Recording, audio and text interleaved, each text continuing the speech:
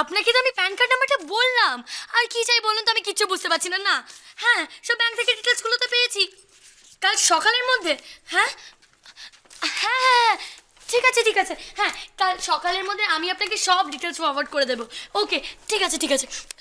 বলছি শোনো না, আমি না একটা খুব প্রবলেমে পড়েছি, আমাকে একটু হেল্প করতে হবে তোমার। বলছি বলছি শোনো, কাল সকালে তুমি একটু আমার সঙ্গে চার্টার্ড অ্যাকাউন্টেন্টের ফার্মে যাবে। ট্যাক্সের ব্যাপারে নাকি সব বলছে, আমি তো কিছুই বুঝতে পারছি না, টোটালি কনফিউজ। আমি ওদের প্যান কার্ড নাম্বারটা বললাম, এছাড়া তো আমার কাছে ডিটেলস কিছুই নেই। তুমি একটু যাও যদি আমার সঙ্গে।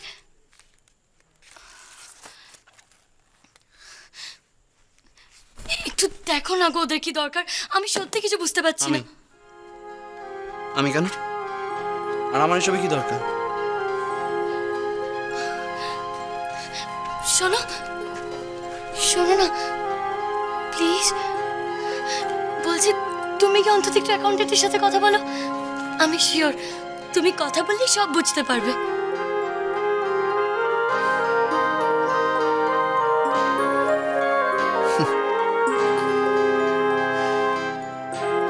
তোমার এখনো এত ভরসা আমার উপরে?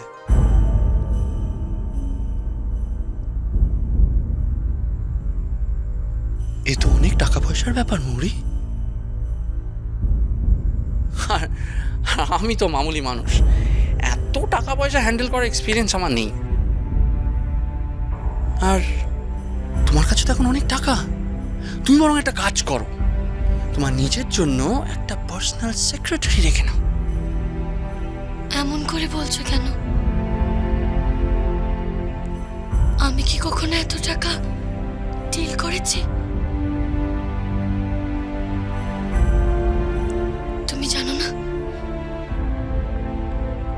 কটা টাকার জন্য বাবা আমাকে পড়াতেও পারিনি। বিয়ের পিড়ি থেকে বরকর্তা বরকে উঠিয়ে নিয়ে চলে গিয়েছিল।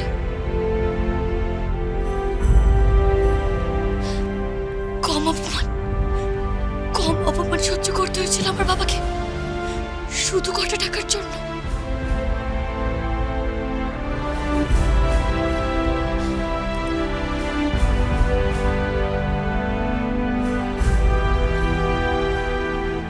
তোমার ওসব দিনের কথা এখনো মনে আছে মৌরি?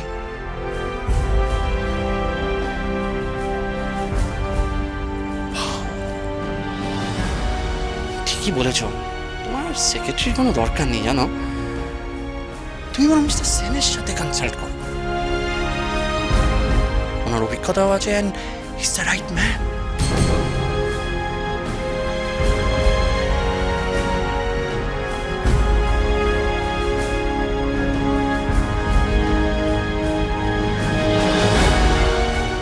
আমার খুব খিদে পেয়েছে, আমি খেতে যাচ্ছি।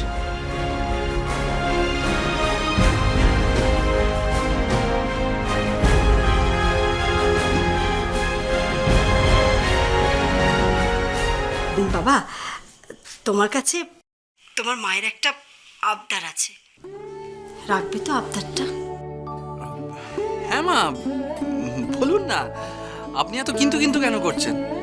তোমাকে একবার মৌরিকে নিয়ে পলাশডাঙ্গায় আসতে হবে।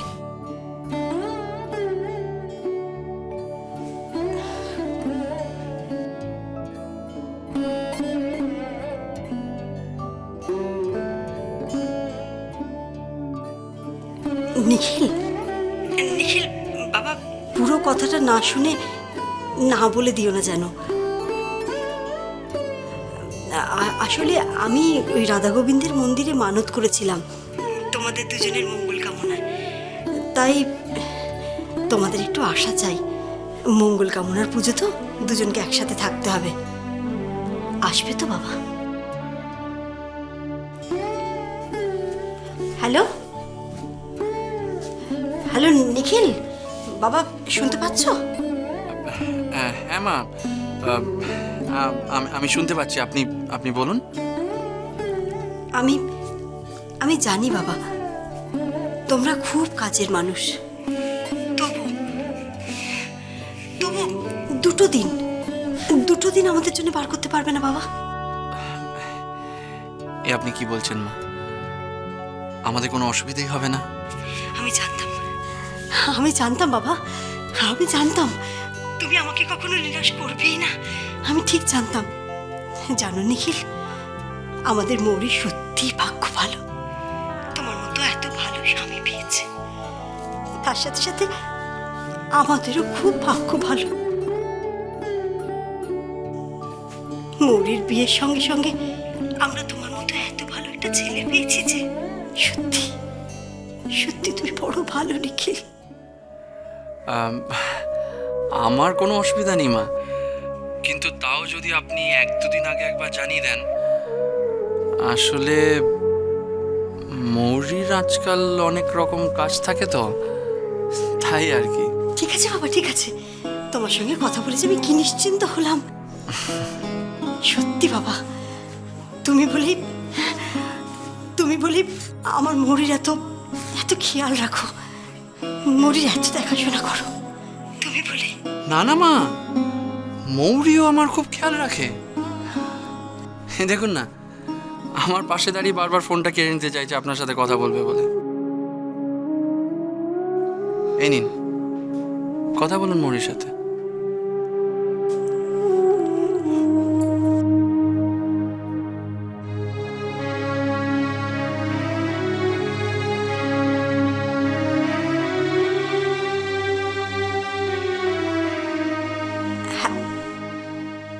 হ্যালো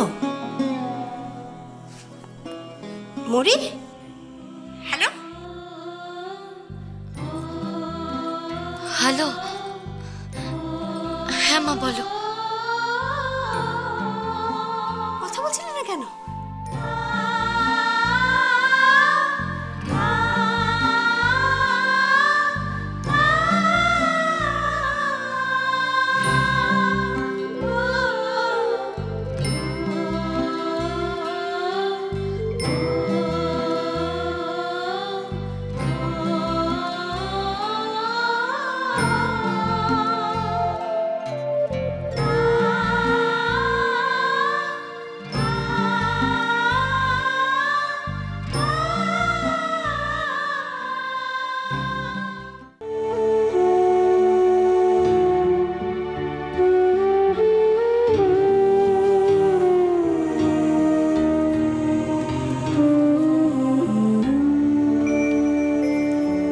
কোথায় ছিলে তুমি সারাদিন? আমি আজ কাজে যাইনি, সারাদিন বাড়িতে বসে তোমার জন্য ওয়েট করেছি। কিছু বলছো না কেন? রুদ্র কিছু না বললে সমস্যাটা কি নিজে নিজে মিটে যাবে? তোমার মন রাখা কথা আমি বলতে পারবো না। সবকিছু জানা সত্ত্বেও তুমি আমার বাবার সাথে বিজনেস করতে পারলে। আমি তোমাকে সবকিছু বলেছিলাম, সবকিছু সবকিছু জানার পরেও তুমি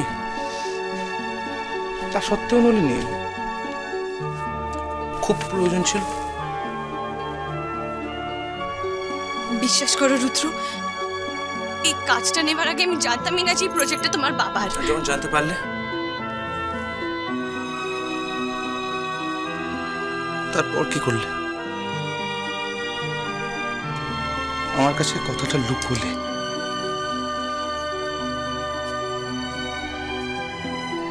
তুমি সেই মানুষটার সাথে কাজ করছো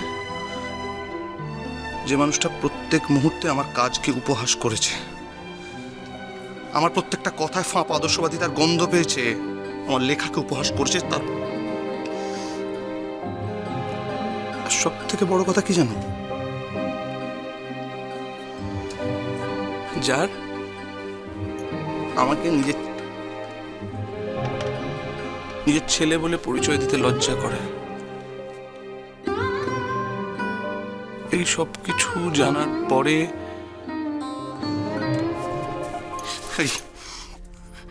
আমার সেন্টিমেন্টের কোনো দাম নেই না তোমার কাছে? না রুদ্র, আমি তো জাস্ট এটাকে আমার ক্যারিয়ারে ভালো ব্রেক হিসেবে ভেবে খুশি হয়েছিলাম। এই প্রজেক্টটা প্রসেন সেনগুপ্ত না হয়ে অন্য কারোরও হতে পারতো। কিন্তু হয়নি। আমি আমার বাবাকে বিশ্বাস করি না। আমি বিশ্বাস করি না আমার বাবার বিজনেস পলিটিক্সকে। ইউ মিন উনি জেনে শুনে? না না, তা হতে পারে না। উনি তো আমায় চিনতেনই না। বিশ্বাস করো রুদ্র, আমরা কোনোদিনও কাজের বাড়ি কিছু ডিসকাস করিনি। তোমাকে নিয়ে একটাও কথা হয়নি।